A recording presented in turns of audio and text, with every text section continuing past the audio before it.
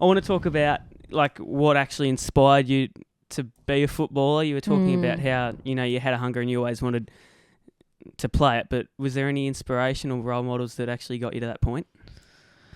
That's a hard question because as a girl, I don't think there was really anyone I could look at and see myself.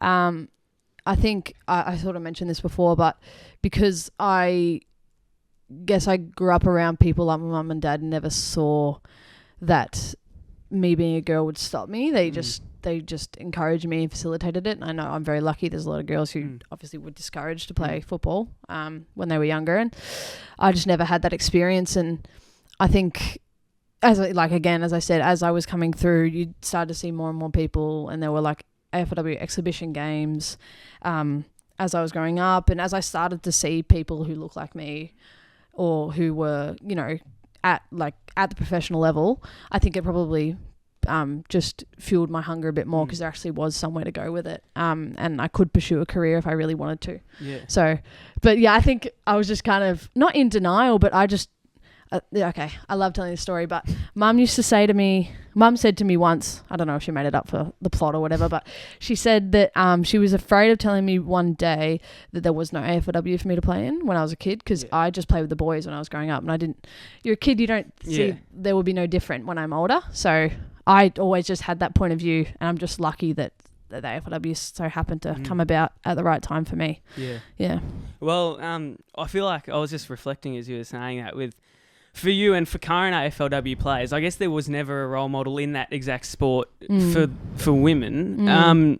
But then now if you look at it, I guess you're the role models for others. Like, it must be so satisfying, I guess. I don't know if that's the right word. Or,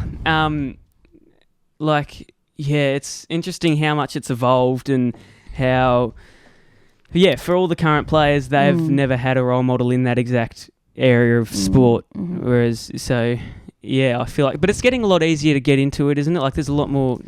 Well, I suppose it's quite a privilege now that we're in this position, because I know what it was like to not have anyone to look up to. Exactly. And I remember when I was a kid, and the first couple I saw, I really latched onto because I could not believe it. Like, I think my first ever women's footy game I watched was my mum's cousin was playing in a women's team in Melbourne somewhere, and I'd never seen a women's team play football before, and it like blew my mind because it was like, oh, I'm not alone in this. Yeah.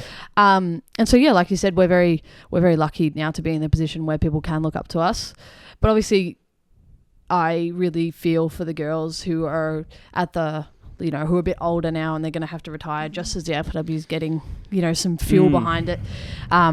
And I'm really thankful for those girls, because obviously we wouldn't have a space to be where we are now if it weren't for them. And they're not going to get the recognition they probably deserve. They're not going to get the time in the competition that they probably deserve. But I'm very, very thankful and grateful for them, because it meant a lot to little girls like me. And now we can continue to generations, hopefully. Yeah. Yeah. Do you remember the time when the AFLW was established at all?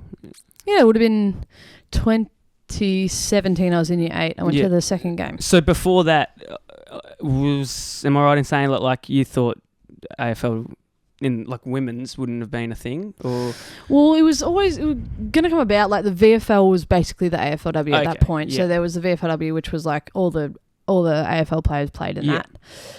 So that was like a very good competition at the time. Yeah.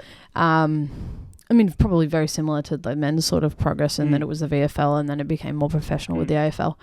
But there was always those exhibition games between the D's and the Bulldogs, which would come across a couple of times a year, and local teams started playing as well. Probably before the AFLW even came around. So I mean, before that it was sparse, but it was slowly just gradually building up, I guess. Yeah.